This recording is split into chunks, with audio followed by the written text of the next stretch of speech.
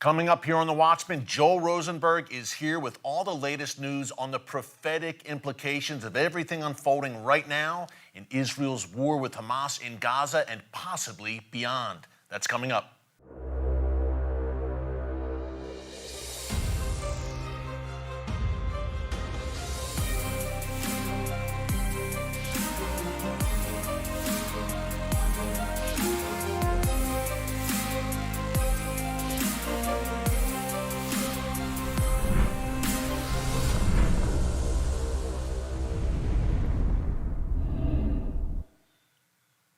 Hey folks, Erick Stakelbeck here. Welcome to The Watchman. We are in New York City on day 19 of Israel's war with Hamas terrorists in Gaza. Now we have a lot to unpack today, folks. Some breaking on-the-ground updates from Joel Rosenberg, host of the Rosenberg Report on TBN. He will be joining us shortly also to fill in some of the prophetic implications of everything we are seeing right now, including some staggering and disturbing comments today by Turkish President Recep Erdogan regarding Hamas and Israel. You won't want to miss that.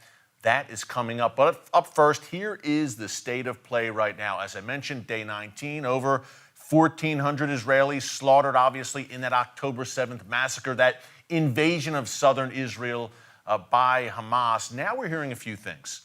Number one, that the United States, the Biden administration, has asked Israel to delay its ground invasion. Now, we've been discussing this on The Watchman. Many have been asking, why has Israel not invaded yet? We're going on nearly 3 weeks since that October 7th massacre. Well, there's a lot of reasons, folks, going on behind the scenes, but one reason clearly is pressure from the United States. In essence, according to the Wall Street Journal, what the U.S. is saying is, look, when you invade Hamas, not if, but when Israel invades Gaza, and crushes Hamas decisively, U.S. officials are saying, look, we're very concerned that the Iranian regime will unleash its proxies in response and target U.S. assets across the region. Now, folks, over the past few days, as we have reported here on The Watchman, U.S. bases in Syria and Iraq have been attacked repeatedly by Iran-sponsored Shia militia proxy terror groups. Remember, there are some 900 U.S. soldiers in Syria right now, at least 2,000 in Iraq, several bases housing U.S. soldiers, and time again, over the past 2.5 years, those bases have come under fire. Over 80 times come under fire from Iran-backed proxies, drones, rockets, missiles, and we've seen an uptick in that over the past few weeks as tensions obviously intensify in the Middle East. So tonight, we're going to unpack this more, this delay, perhaps, in Israel's ground invasion in Gaza. Is that a good thing, or does that help Israel's cause? We're going to discuss it tonight on TBN. You can also watch on the TBN app at 9:30 p.m. Eastern Time, our latest episode of Israel Under Fire, a weekly special program we're doing on TBN every week. As this war unfolds, we will interview the top international spokesman for the Israel Defense Forces, Jonathan Conricus. He is joining us tonight, 9:30 p.m. Eastern. You can watch it on TBN and the TBN app, Israel Under Fire, and we will really break down the coming ground invasion with the military spokesman and what that all looks like and what the U.S. is saying. A lot to unpack there for sure. In the meantime, quick reminder, if you have not subscribed to The Watchman right here on YouTube, be sure to subscribe and click the notification bell so you get alerts every time a new video is posted. We're bringing you the kinds of stories the mainstream media just isn't covering. One of them unfolded today as well, folks, when leaders from Hamas, Palestinian Islamic Jihad, and Hezbollah met in Beirut. Hezbollah leader Sheikh Hassan Nasrallah was part of this terror summit in the city of Beirut, and who knows what they were talking about, but it certainly wasn't anything good. The official record said they were discussing their war strategy going forward against Israel. Again, this is a collection of terror leaders, Israel's worst enemies, 3 terror proxies, Hamas, Islamic Jihad, and Hezbollah, closely collaborating. And this should really come as no surprise if you watch The Watchman on a regular basis, because, folks, look, over the past 2 months, In the run-up to October 7th in particular, we had been sharing with you repeatedly about these consistent meetings taking place in Beirut involving Hezbollah, Hamas, Islamic Jihad, and many times representatives of Iran's Islamic Revolutionary Guards Corps. And I'm sure they weren't just getting together to plan a picnic or a family reunion. A jihad reunion is more like it, and a jihadist assault on Israel.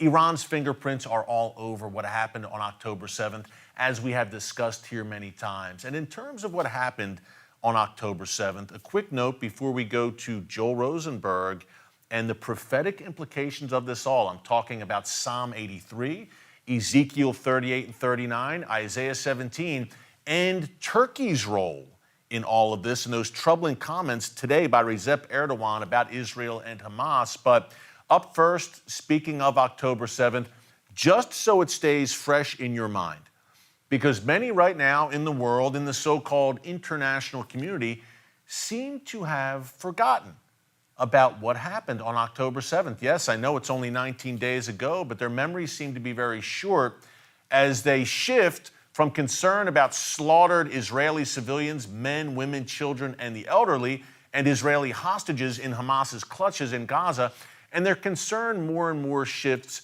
to Gaza and to the Palestinians and Israel's supposed war crimes in Gaza, which are anything but. The sole responsibility for civilians in Gaza rests with Hamas, as we've been telling you here every day on The Watchman. But just a reminder, and it's not always pleasant, here is some captured audio from October 7th, a Hamas terrorist who was taking part in the slaughter of Jewish women, children, the elderly, babies, toddlers in southern Israel, phoned home to his father, and the Israel Defense Forces were able to get a hold of this audio recording. It's stunning, but you need to hear it. Take a listen. Hello. طبعا انا قاعد اكلمك من جوبا بسيم. افتح الواتس تبعه قول له وام شوف كيف قتله، شوف كيف قتلك فيديو يابا، ابنك قتل يهود، هاي دخلوا فلسطين يابا. الله اكبر، ربنا يحميك يا رب، ربنا يحميك يابا، ربنا يحميك يابا. قاعد اكلمك من جوال يهوديه قتلتها وقتلت جوزها، عطوا فيديو الله اكبر ولله الحمد. الله اكبر ولله الحمد. يابا افتح الواتس شوف كيف قتلت يابا. افتح بدي عليك واتس قول له وام روح. ربنا يوفقك بالسلامه. يابا جوا بسيم يابا والله 10 قتلت 10 بيدي يابا على ايدي اعطينا امي يما يسميك يما طول الليل 10 بيدي يما طول الليل 10 يما بيدي قتلت طول الليل ادعي لك طول الليل ادعي لك ربنا يرحمك بالسلامه يما ربنا يرحمك يابا نعمل لك تبث مباشر من جوا ادعي لك يما طول الليل ادعي معاك يما ربنا يرحمك يما In case you had any doubt still, and I hope you don't, but if you did, about what Israel is up against, and the free world by extension, there you go. Folks, Hamas is a demonic death cult. You just heard it straight from their mouths. This man, if you can call him that, boasting about slaughtering Jews, the blood on his hands, and his parents actually praising him, weeping tears of joy. They were absolutely gleeful. They were exhilarated in the wake of their son slaughtering innocent men, women, and children completely unprovoked in southern Israel. And the glee in his voice, folks, this is a spiritual battle. Hello. If you didn't think so before you heard that recording, wake up. We battle not against flesh and blood, but against spirits and principalities. The Antichrist spirit. I can't think of any more clear indicator or example of it than what you just heard on that call. And that is pretty much par for the course among the Hamas terrorists who took part in the October 7th massacre. I've never heard anything like that. The glee in his voice, like he just accomplished the greatest thing in his life. His crowning achievement in his life, and his parents agreed wholeheartedly, was that he just massacred 10 Jews. But there's more. Some of those Hamas terrorists were captured alive who took part in the October 7th massacre. Again, 1,400 murdered by Hamas on that day, mostly civilians, women, children, the elderly, burnt, beheaded. We've discussed this on the newscast, but some seem to forget. But in case you did, again, the Israel Defense Forces, as I mentioned, captured some of these Hamas terrorists. They interrogated them, and these Hamas terrorists shared what their overlords told them to do once they burst through the fence and invaded southern Israel. Take a look. هو التعميمات في بخصوص المدنيين كانت اللي هو يعني قتل الرجال الأسر اللي هو النساء والمسنين والأطفال. طهروا البيوت واخطفوا قد ما تقدروا أسرى، لأنه في غزة اللي باخذ أسرى له مكافأة. قديش المكافأة قالوا لكم؟ شقة، منزل، بيت، $10,000. اللي بيجيب كل أسير باخذ شقة ومنزل؟ مين قال لكم إياها هاي؟ كانوا يحكوها في القسام يعني. $10,000 for every Israeli dragged back to the bowels of hell into the tunnels beneath Gaza, to every Hamas jihadist. And, you know, these interrogations, folks, we just showed you a small snippet there, but they are pretty lengthy. And in one, a Hamas terrorist told the Israel Defense Forces interrogator, we became like animals. I'm quoting him directly. As soon as we entered southern Israel, we became like animals, and we did things that human beings don't do. I would wholeheartedly agree with that. That's exactly what happened, because you're dealing with a demonic entity, modern-day Nazis. That is who Hamas is. How would the world approach Hitler and the Nazi regime today? You have to wonder, with the treatment of Hamas, where yesterday the UN Secretary General says, well, Hamas's attacks didn't happen in a vacuum. Israel has been oppressing the Palestinians for years and years. Kind of, sort of, or absolutely did seem like he was excusing Hamas's actions. And Israel's ambassador to the UN, Gilad Erdogan, called him on the carpet, as did Israel's Foreign Minister Eli Cohen. They were both at the UN Security Council yesterday. Gilad Erdogan called on Antonio Guterres, the UN Secretary General, to resign, and rightly so, for his explaining away of Israel's 9/11, the greatest massacre of the Jewish people since the Holocaust. Folks, we talk about the state of play, so to speak. That is the state of things right now. There is a global, demonic, anti-Semitic, anti-Israel wave unfolding right now. And as for me and my family, we will serve the Lord, and we will stand with Israel through thick and thin. We have a biblical mandate as followers of Jesus. I am a Christian. We have many here watching who aren't Christians. All are welcome. But just so you know, where we stand here on The Watchman, unapologetically, we are followers of Jesus, and we are approaching this from a truthful perspective, number one, but unapologetically from a biblical perspective. I can't say the same for Hamas's leaders. Let's go real quick. If you wonder where this is coming from, the inspiration for these massacres, for the terror attacks, for all the madness you're seeing in the Middle East right now, if you wonder where it's coming from, hey, the UN Secretary General said it's not happening in a vacuum. It certainly isn't. It's not happening in a vacuum because Hamas's top leaders are actively encouraging this and giving the ideological ammo for the massacres. Don't believe me? Here they are in their own words. اللهم عليك بيهود شل أركانهم ودمر كيانهم اللهم مكننا من رقاب يهود اللهم مكننا من رقاب يهود فلقد اقترب يوم ذبحكم وصالكم والقضاء عليكم حتى لا يبقى يهودي ولا صهيوني على وجه هذه الأرض. عقيدتنا في قتالكم أننا سنبيدكم على بكرة أبيكم ولن نبقي منكم أحدا. اقتلوهم حيث ثقفتموه، ما فيش بنعرفش حدد وين ما بنستطيع سنقاومهم. التي يتبر فيها ملكهم ويباد فيها أبناؤهم. اللهم عليك باليهود ومن والاهم، اللهم عليك بالأمريكان ومن والاهم، اللهم أحصهم عددا واقتلهم بددا ولا تغادر منهم أحدا. Now, I remind you, those are comments spewed forth by some of Hamas's very top leaders, folks. This is the top echelon of Hamas's leadership, and this is what those 1,500, perhaps as many as 2,500 Hamas terrorists who broke into southern Israel on October 7th were listening to before their invasion, their leaders imploring them to commit genocide against the Jewish people. Now, you would think that a NATO member nation would condemn such rhetoric and roundly condemn such actions. But then there is Recep Tayyip Erdogan, the president of Turkey. Under his rule, Turkey, which is a NATO member nation, remember, the second largest military in all of NATO behind the United States, but under the radical rule of Recep Erdogan, we refer here on The Watchman to Turkey as NINO, NATO in name only. Why do I say that? Take a look at Recep Erdogan's comments today about Hamas and Israel. Bir terör örgütü değil, topraklarını ve vatandaşlarını koruma mücadelesi veren, evet, bir kurtuluş ve bir mücahitler grubu.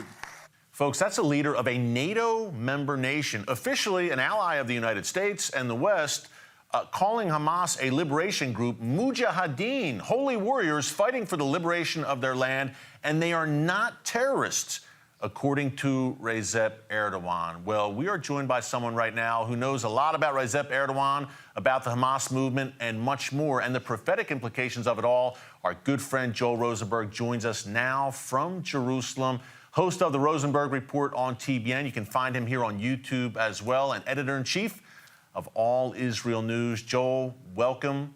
Always great to see you, my friend. I wish it was under better circumstances, of course, but quick take here before we unpack things a little bit more. What's your instant reaction, I guess you would say, to these comments by Recep Erdogan, the Turkish leader? Well, Recep Erdogan, first of all, good to see you, Eric. But Erdogan has just fully unmasked himself now. This is the type of rhetoric that he was using several years ago, for more than a decade. He was elected first as prime minister, later as president, as a moderate.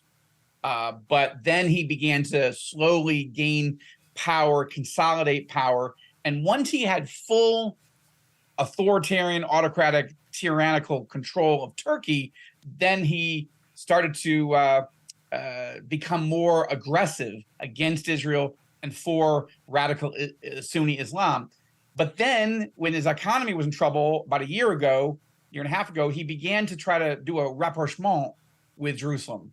And but now he realizes this is the moment. He wants to become the sultan of all radical Sunni Islam, just the way the supreme leader of Iran is the leader of all Shia apocalyptic and radical Islamism. So this is a bid for control right now by Erdogan, and this is proof that he is our enemy, and Erdogan is moving rapidly away from NATO, closer and closer to Russia, Iran, and Hamas.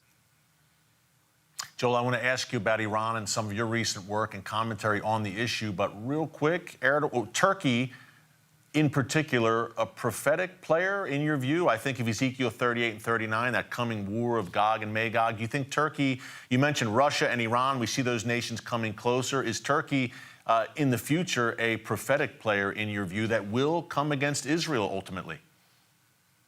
It is. There's no question about it. I wrote about it in my first nonfiction book that I ever wrote, Epicenter. And in my most recent nonfiction book, Enemies and Allies, I went into this issue again. And there's no question that Turkey in the Bible is an enemy in the last days. Obviously, it was the base camp of enormous amounts of preaching and teaching by the Apostle Paul and his team in the first century. But as we get to the end of days, what we know is modern day Turkey will be a terrible, wicked enemy of Israel. In Ezekiel 38, it's described as by an ancient name, Gomer, and Beth Togarmah. And so this, the question is, is Turkey, which has been a Western NATO ally, as you say, I like your point, NATO in name only. I had not heard that term, Eric, but I think it's apt. Turkey is clearly turning under Erdogan to the dark side, building closer and closer ties to Russia and Iran, even buying Russian military hardware. And this is insane. What NATO country would ever be in league with Vladimir Putin? But one more point here, geopolitically, Eric, before we talk about the prophecies, think about it this way. Just take the Etch-a-Sketch of this whole conversation for a second, clear the screen, and go with this one thought. What are the only two countries right now that are directing their military assets to invade democratic countries and slaughter them at will?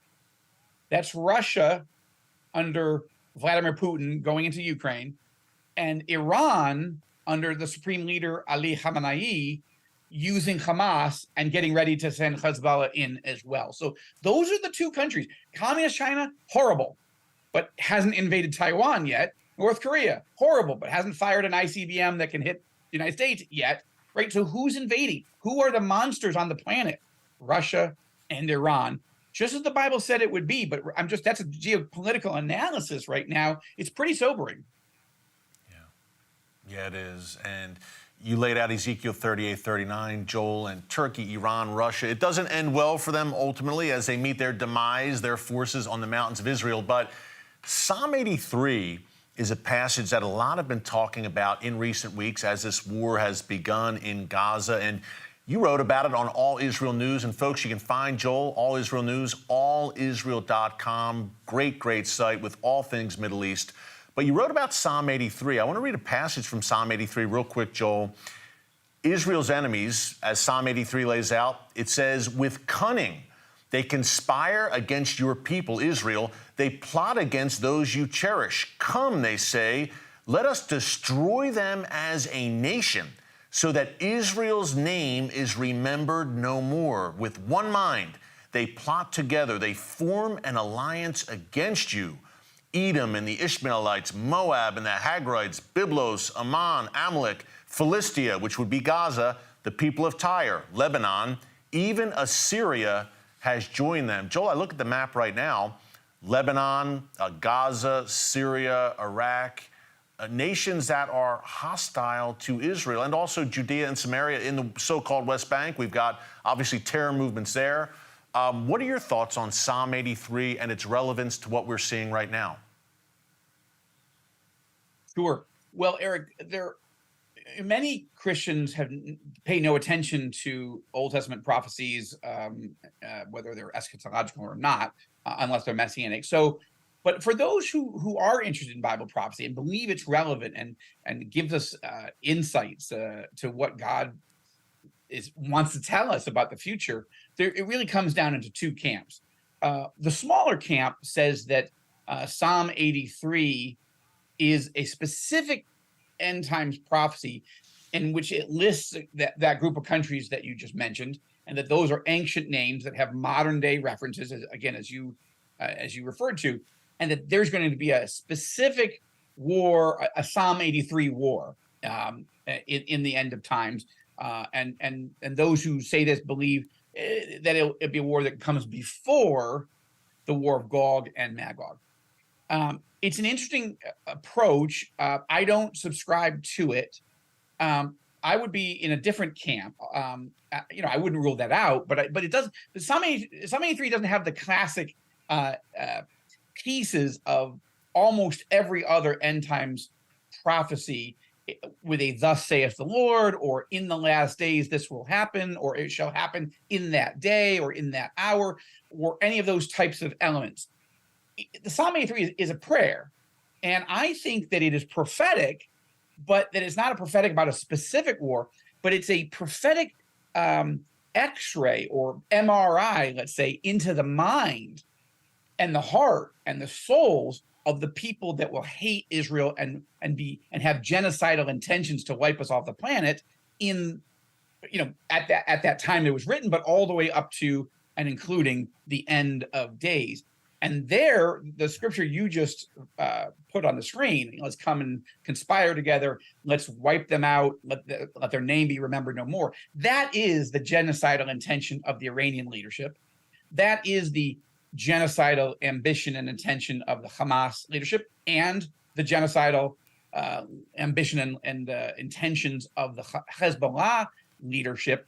And I would add now the the Houthis in Yemen, which just fired a salvo of cruise missiles from Yemen. We've never, that I am aware of, Eric, I'll cross-check with you, but I don't think we've ever been attacked in Israel by Houthi terrorists that are funded, armed, and supplied by Iran. But thank God, a U.S. Navy presence in the Red Sea took down most of them, and the Saudis dramatically took out one of the cruise missiles headed for Israel. This is the first time I think the Saudi military has ever interceded to defend the state of Israel. So I think Psalm 83 is a prophetic window into the thinking, the genocidal mindset. I don't think it's a specific war, but we're seeing Psalm 83 play out right now for sure. Yeah, no doubt, Joel. Hey, look, if you are just joining us, folks, we are with Joel Rosenberg, our good friend, editor-in-chief of All Israel News, allisrael.com, host, of course, of the Rosenberg Report on TBN every Thursday and Saturday night. You can also find Joel here on YouTube. Joel Rosenberg on TBN is the channel, so check him out there as well, or right here, I should say, on YouTube. Joel, you wrote on allisrael.com last week, and you talked about this in a YouTube exclusive for the Rosenberg Report, that Israel's leadership right now, perhaps, and you said, look, I don't have any inside information on this, but perhaps maybe talking about broadening this offensive to include not only Hamas, but perhaps decisively crushing Hezbollah, even going to the head of the snake, the Iranian regime as well, Iran's nuclear facilities perhaps. What are your thoughts on where this may all be going? It seems like this could very well stretch far beyond Gaza. Yeah, this is the question that's going on in Israel. It divides into two parts, Eric. And I've traveled this country over the last 18 days of the war from the south. Last week, my show on TBN, the Rosenberg Report, was right on the border in two of the closest communities to Gaza. And we coming under rocket fire. I think you guys actually have it on screen in a moment. But yeah, it was pretty chilling. The Israeli officials wanted to show me and a group of foreign ambassadors the atrocities, where these atrocities had happened. They wanted us to understand how dangerous it was. And while we were there in Sderot, you're going to see it in about 5 seconds, the alarms go off and we go running for your lives. You only have 15 seconds to get in the bomb shelter. We didn't make it to the bomb shelter before the explosions started happening all over our heads. And one of the ambassadors, a very sweet woman, tripped and face planted right in front of me. Fortunately, my TBN cameraman and I were able to scoop her up by her bulletproof vest and get her inside the bomb shelter. So that's aired last week. This week, that'll air tomorrow night at 9 Eastern. I take you to the northern border, and right now there's shelling, there's missiles coming in, there's artillery rounds. Hezbollah is actively attacking Israel. And everybody I've interviewed all across the country, but particularly in the north, say what they fear, Eric, is not the invasion by and the coming war with Hezbollah and Iran. What they fear is that the leadership in Israel won't